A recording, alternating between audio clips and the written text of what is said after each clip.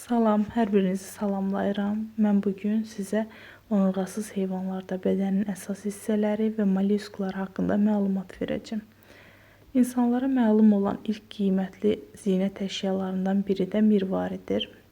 Qədim zamanlarda insanlar bunu təsadüfən sahildə çanaq içərisində tapıblar və bu isə iktaylı mollyuskların, yəni mirvari ilbizinin çanağında əmələ gəlir, yaranır. Bu proses nə cür baş verir? Hər hansı bir yad maddə, yəni qum dənəciyi düşür deməli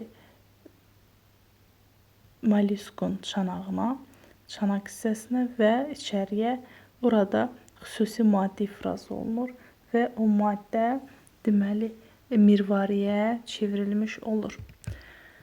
Mollyusklar dənizlərdə, şirin su hövzələrində və quruda yaşayan heyvanlardır. Onların əksəriyyəti az hərəkətli olur. Bəziləri isə suda üzərək fəal hərəkət edir.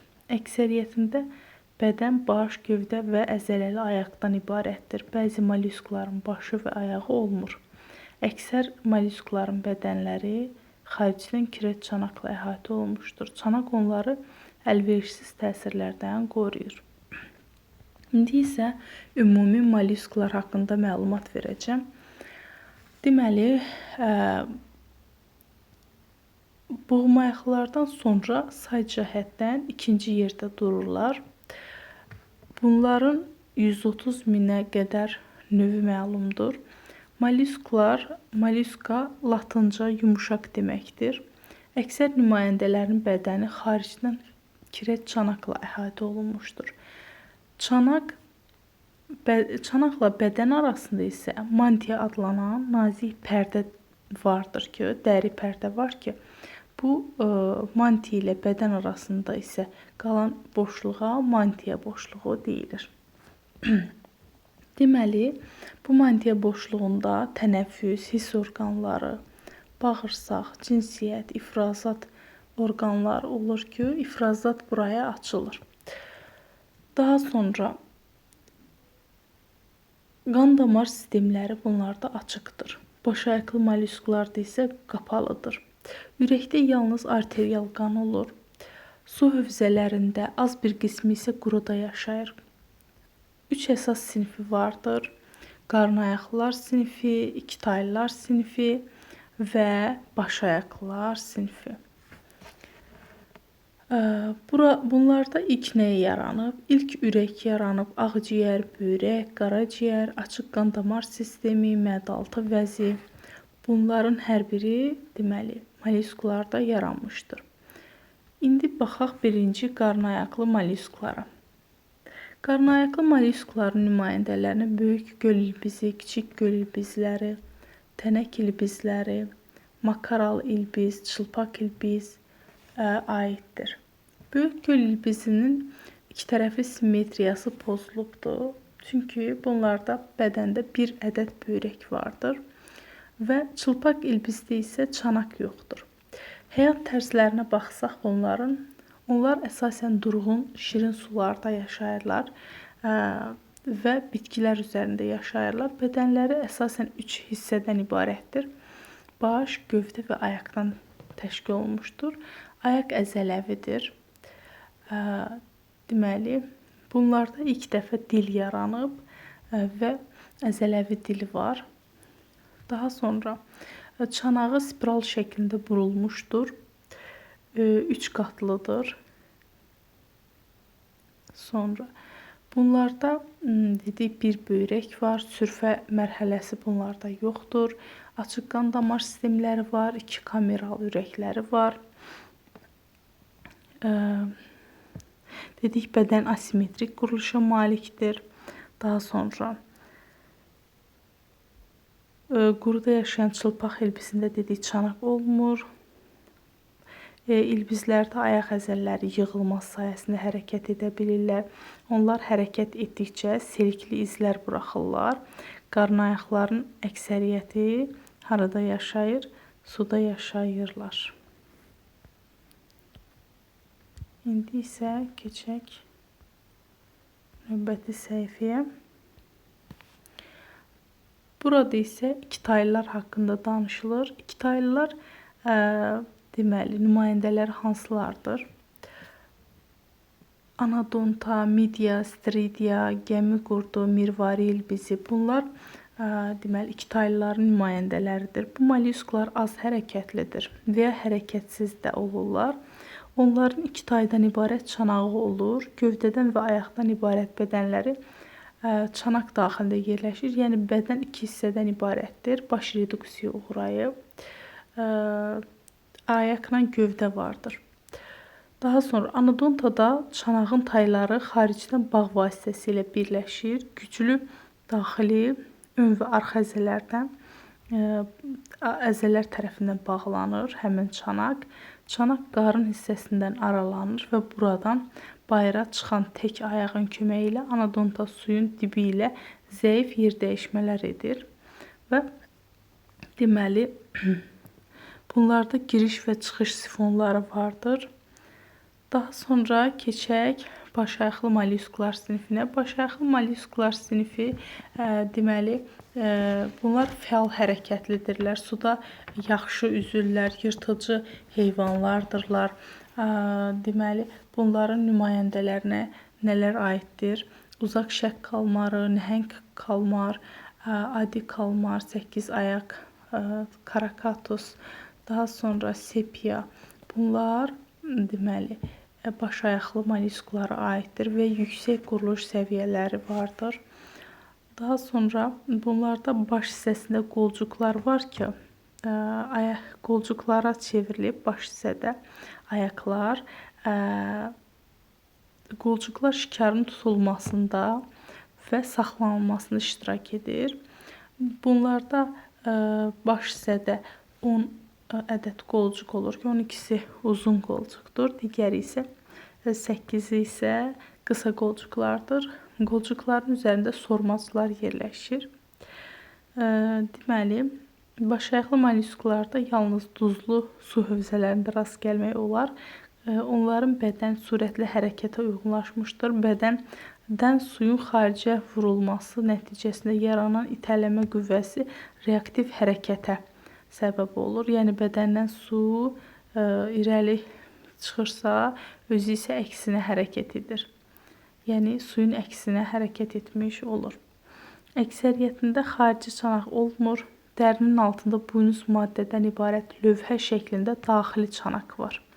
Yalnız deməli nautiluslarda xarici çanağa rast gəlinir. Daha sonra burada nə verilib? Göl ilbizi verilib. Daha sonra anodonta və kalmarın bədən quruluşu verilmişdir. ABC hərfləri ilə hansı mollyusklar? A hərfi ilə göl ilbizi, B ilə anodonta, C ilə isə kalmar işarə olunmuşdur. 1-4 rəqəmləri ilə mollyuskların hansı bədən hissələri qeyd olunub?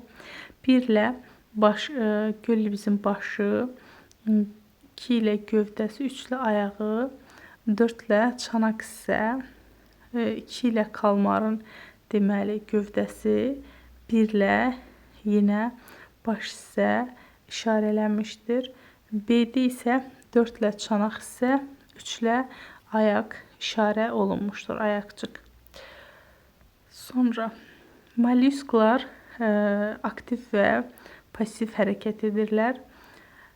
Daha sonra mollyuskların hərəkəti sudan asılıdır. Yəni bədənin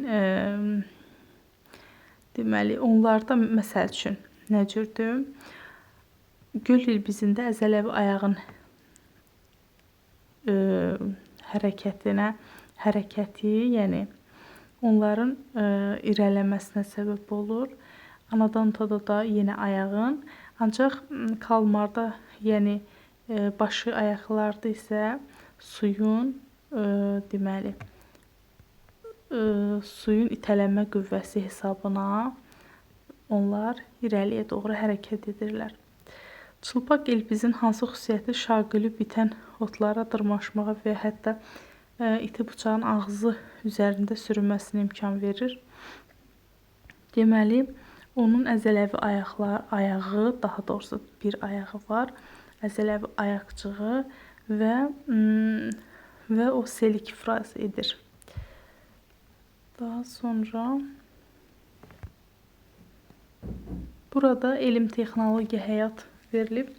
Amerika Birləşmiş Ştatlarında hərbi dəniz qüvvələrində, gəmilərdə və sualtı qayıqlarda çirklənmə, bərk səthlərdə arzu olunmaz materialın, məsələn, yosunların, mollusk çanaqlarının yığılması müşahidə olunur ki, bu da səmərəliliyi azaldır. Doktor Antoni Brennan çirklənməyə qarşı texnologiyalarını hazırlamaq məqsədi ilə bir sıra müşahidələr aparmışdır. O müəyyən etdi ki, köpək balıqları çirklənməyə məruz qalmayan yeganə dəniz heyvanlarıdır. Köpək balığının təmiz qalmasının səbəbi onun dərisinin bakteriyaların böyüməsinə mane olan, təkrarlanan almaz formalı naxış əmələ gətirən dişçiklərdən ibarət pulcuqlarla örtülü olması idi. Brennan və komandası anladılar ki, belə quruluşdan bəhrələnərək təkcə gəmilərdə və sualtı qayıqlarda deyil, həm də tibbi cihazlarda bakteriyaların inkişafının qarşısını alan səthlər yarada bilərlər. Canlı orqanizmləri təqlid edən cihazların hazırlanması biomimetika və ya biomimikri adlanır. Biomimetika təbiətdə olan sistem və modellərin insanların çətin problemlərin həlli üçün imitasiyasıdır. Bionika isə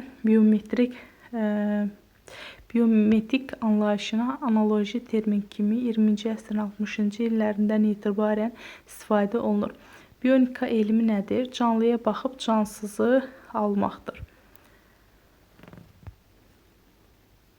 Burada isə ümumiləşdirilmiş məlumat var. Onurğalı heyvanlar və onurğasız heyvanlar. Onurğalı heyvanlar hansılardır? Balıqlar, amfibilər, sürünənlər, quşlar, məməlilər. Balıqlar özləri də xordallar və sümüklü və xordal balıqlara bölünür. Balıqlar soyuqqanlı heyvanlardır. Sabit bədən temperaturuna malik deyirlər. Deməli, dəriləri pulcuqlarla örtülüdür. Selik ifraz edən çoxsaylı vəzləri vardır. Bədən deməli sümük pulcuqlarla örtülüdür. Başda baş, gövdə, quyruq və üzgəclərdən ibarətdir bədən hissələri. Daha sonra amfibilər, yəni suda qurda yaşayanlar, soyuqqanlı heyvanlardırlar. Bunlar da sabit bədən temperaturuna malik deyirlər. Dərisi çılpaqdır, yəni dəri üzərində heç bir dəri törəməsi yoxdur. Selik ifraz edən çoxsaylı vəziləri vardır. Bədən selik ifraz edən vəzilər örtür və vəzilərin hesabına bədən həmişə nəm qalır və dəri tənəffüsü bunlarda əsas sayılır. Bədən baş, gövdə və ətraflardan ibarətdir. Bir boyun fəqərəsi vardır. Sürünənlərdə soyuqqanlı heyvanlardırlar. Dərisi quru və vəzsizdir. Buynuz maddədən ibarət pulcuqlarla örtülü.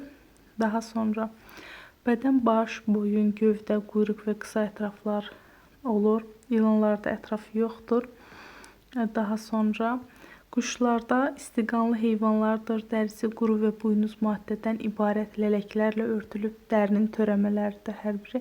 Yeganə dəri vəzisi pi ifraz edən büzdün vəzisidir. Baş, boyun, gövdə, quyruq və ətraflar, ön ətraflar qanadlara çevrilib. Daha sonra məməlilər istiqanlı heyvanlardır. Dərisi tüklərlə örtülmüşdür. Dəridə süd, tər, piy və qoxu vəziləri vardır. Növ cəhətdən ən çox vəzi məməlilərdədir. Say cəhətdən. Növ sayı. Növün müxtəlifliyinə görə daha doğrusu. Ancaq say cəhətdən amfibilərdə daha çoxdur. Yəni bütün bədən vəzilərlə zəngindir. Baş, boyun, gövdə, ətraf və quyruq hissədən təşkil olmuşdur məməlilərdə. Onurğasızlara baxsaq, bağırsaq boşlar, həlqəvi qurdlar, boğumayaqlar, mollusklar.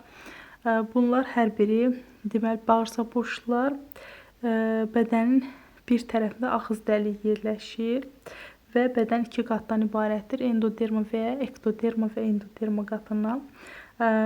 Deməli, həlqəvi qurdlarda isə bədənin bir tərəfində ağız dəliyi, digər tərəfdə anal dəlik yerləşir. Yəni bunlarda qida bir tərəfli hərəkət edir. Ancaq bir tərəfli hərəkət ilk dəfə sap qurdlarda yaranmışdır. Boğumayaqlar xərçəngkimlər, hörümçəkkimlər, həşəratlar.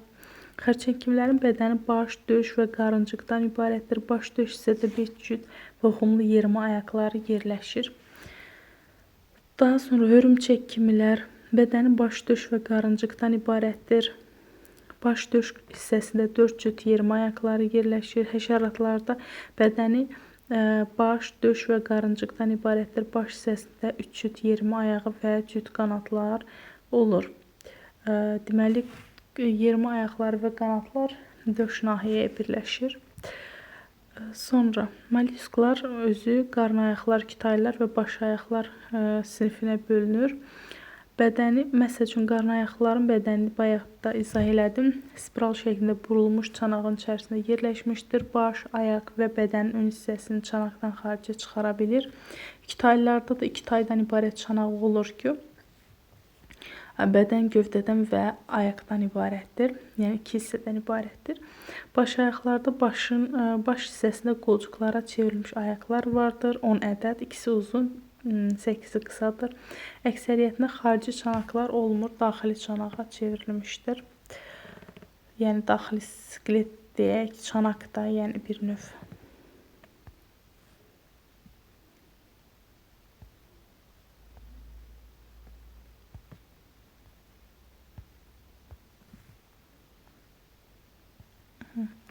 İndi isə tapşırıqlara baxaq. Əqrəblər boğumayaqlara aid edilən onurğasız heyvanlardır. Şəkildə təsvir olunmuş əqrəbin digər boğumayaqlarda müşahidə olunan 3 ortaq əlamətini dəftərinizə qeyd edin.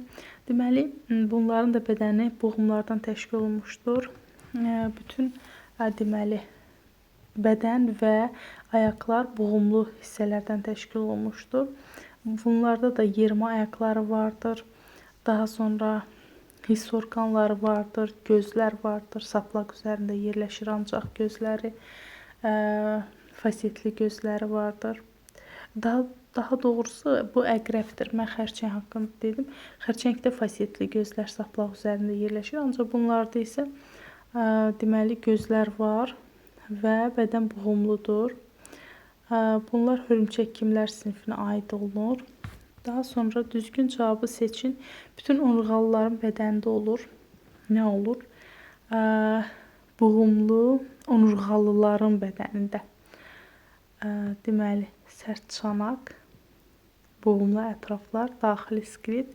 Daxili skelet onurğalılarda olur. Daxili ox skeletdən təşkil olunmuşdur. Onurğalı heyvanlar üçün səciyyəvi deyil.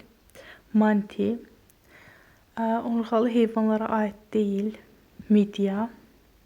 Məməlilərin bədəni əsasən nə ilə örtülmüşdür? Tüklə. Hərəkət üçün 2 cüt ətrafdan istifadə edən canlı, 2 cüt ətrafdan istifadə edən canlı, dovşan. Cədvəldə verilən əlamətlərdən istifadə edərək müəyyən bir heyvanın hansı onurğalılar qrupuna aid olduğunu müəyyənləşdirin. Balasını südlə bəsləyir, məməli. Canlısının bədəni qurudur və pulcuqlarla örtülmüşdür, sürünənlər. Canlısının lələkləri onu istiliyin itirilməsindən qoruyur, quşlar. Balinaların balaları doğulmazdan əvvəl tüklərini itirir. Bu da olur yenə məməlilər sinifi. Burada deyir, şəkildə hansı canlılar təsvir olunub, heyvanlar təsvir olunub, onları adlandırın və qruplaşdırın. Deməli, birincidə çəyirtkədir, düz qanadlardır. İkincidə hörümçəkkimlər sinifindədir. 3də kəpənəkdir. 4də deməli, göl ilbizidir. 5də soxulcandır. Daha sonra 6da xərçəngdir. 7də nədir bu? Kalmar, yəni baş ayaqlardır. 8də meduzadır. 9da ilbizin növüdür. 10da da ilbizlərə aiddir, yəni qarnayaqlara daha doğrusu. 11-də isə bu aiddir xərçənglərə. Bir 4 rəqəmləri ilə verilmiş həşəratın bədən hansı hissələri göstərmiş? 1 hissəsi ilə baş, 2 ilə döş, 3 ilə ayaq, 4 ilə qarıncıq hissə verilmişdir.